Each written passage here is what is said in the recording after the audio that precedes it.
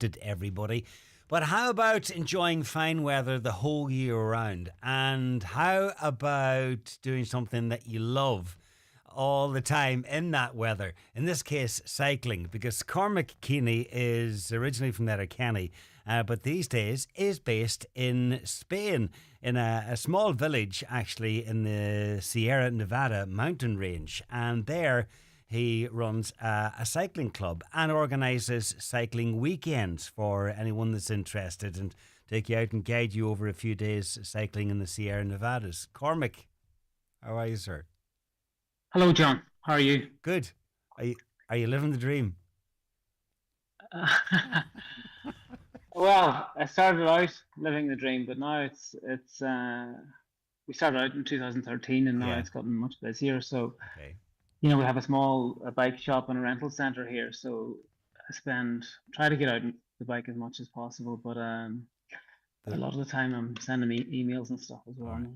So So there's a lot more work behind the scenes and administration and stuff that has to be done, which is, it's good in one way, but maybe not so good when you want to get out on the bike all the time. Tell me the story behind it. Set up in 2013. You're based in a small village, which is called what?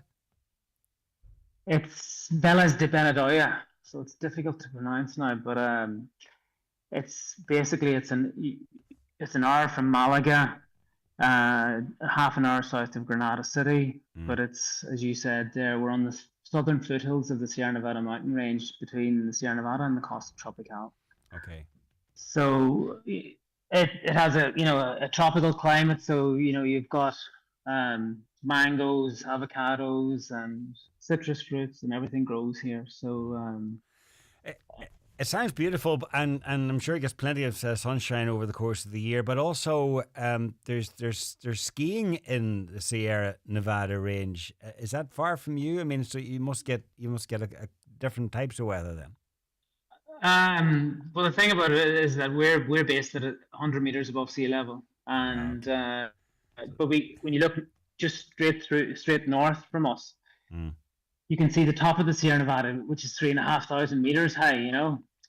And so, as I said, you've got the avocados growing here and stuff, and mangoes, and then you can see the snow on top of the mountains. Um, and at this time of year, there is skiing. Yeah, yeah. it's chock a block to get up there at the weekends. Do you ski as well as cycle? No, my wife is Norwegian now, so I do a bit of cross country skiing, but this time of year, I wouldn't do much now. All right. Okay, so tell me how it came about. Tell me how come you're in a small village in Sierra Nevada and doing cycling tours. It didn't happen overnight. No, to be honest, my I'm from Letterkenny originally now, but I've been living in Norway, and my aunt Mary Bradley or Mary Keeney now she would have run Pat's Pizzas Mm-hmm. in Letterkenny for a long time. But her and her husband had a place out here, and they weren't using it, and she invited me to come out here and just stay whenever I wanted. So I just came out initially by myself and came cycling here and fell in love with the area. It's relatively unspoilt in terms of the tourism if you consider it. It's very close to the Costa del Sol, but it's kind of miles away from it. There's it's just mountains and beautiful roads, beautiful scenery, and it's still very much Spanish. You go to if you stop in a cafe or bar here, no one speaks English, or or quite often they don't, and it's still relatively cheap here. It's away, it's just miles away from the kind of mass tourism Yeah. that you come to expect in the Costa del Sol and stuff. So So you were over and back quite a bit between what here and Norway, and you were in Australia for a time, and all the while in the process of setting up this cycling business. And it's only fairly recently that your family moved out. well, so I've been living in Norway, and then I came and set up the business and in Spain, and so that had been going for a couple of years, and then after that, then I met my wife, who's from Norway, and so it's always been, back and forth between here and Norway since we started dating. but then we had children and stuff, and it's just been I've been spending more time there and less time here. But I'm still here around 4 or 5 months of the year. But this year is the first time the children have gone to school here. Okay. The three young boys, 7, 5, and 1, and so now they've enrolled in a local school. So they're learning just to learn Spanish and stuff.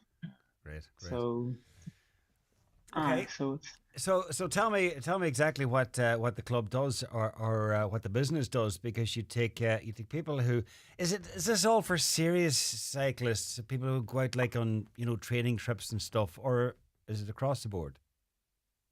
I mean it's so basically it's a bike shop and rental center, and then we have cycling holidays and training camps, and for a week, normally for a week's duration or a long weekend. But I mean, the topography of the landscape here is that you're climbing or descending most of the time. So the climbs would be well above the height of Errigal every day. So Okay. one of the smaller climbs on your doorstep, you're going over 800 meters. And so you don't have to be a super serious racing cyclist or anything, but you need to have a bit of base fitness to come out here, to be honest. Otherwise, we have e-bikes as well now. Okay, well that makes it handier, yeah. And Mm. are these self-guided, or is there always a guide with them? We can do either or. So a lot of people now come and do a DIY trip where we'd organise, the airport transfers, accommodation, bike hire, and then we'd, give them routes to do, or then people come out in an organised tour. So you have groups of cyclists, or you get a lot of individuals as well. Just solo travellers that want to come, and so we cater for everyone in that regard. The weather aside, now that you're living and working and running a business in Spain and in rural Spain, are there many similarities between Spain and here, and Spanish people and Irish people that you found? It's interesting. I'm often compared, the difference between Norway and Spain, and you have the polar opposite between the people, and then when you compare, Norwegians to Irish people to Spanish people, Irish people are definitely much more similar to Spaniards.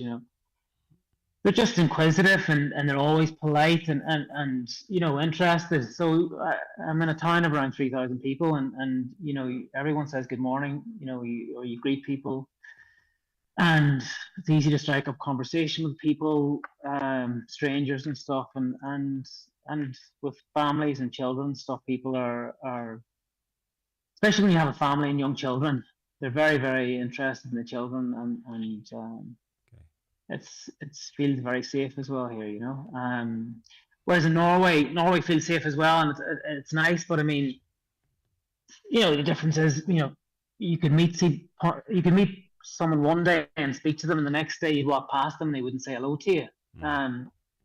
It's just a bit. It's different. It's a bit weird. Yeah. So the roads around Sierra Nevada, you must know them all well at this stage. I'm a well trodden, yeah. So I know every nook and cranny, yeah. It'd take a lot to get you lost. No, I wouldn't get lost here. I know I have a few Spanish boys working for me, and I would know most the place better than they would. So all right. The website is what? It's cyclesierranevada.com or sierranevada.cc. Okay.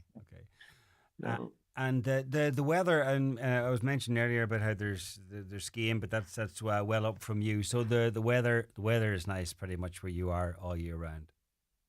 Well, we have 320 days of sunshine, and it's most of the time it's sunny, yeah. And over the winter, you get the occasional bit of rain, but it's not too bad, so. Okay. Sounds like a nice place to be out cycling. That's for sure. That's for sure. Yeah. Can't complain. And the roads, that part of the world as well. Roads, not a whole pile of traffic on them, and fairly safe. There's virtually no traffic. Yeah. Okay. Well, we're based in a valley, and it's a nodal point, so you're heading into different areas every day, and then there's there's very little traffic, and then it's a slower pace of life here. So people just, they're not in a rush to the same extent as they are at maybe, at home, and they give you a wide breadth of their overtaking, So Well, it does sound like you're living the dream, and hopefully now you get out on the bike a wee bit more and be able to delegate some of that administration somehow. hopefully, Yeah. hopefully. Cormac, thanks a million. Thanks very much, Continued John. success. Thank you. Best luck to you. Appreciate it.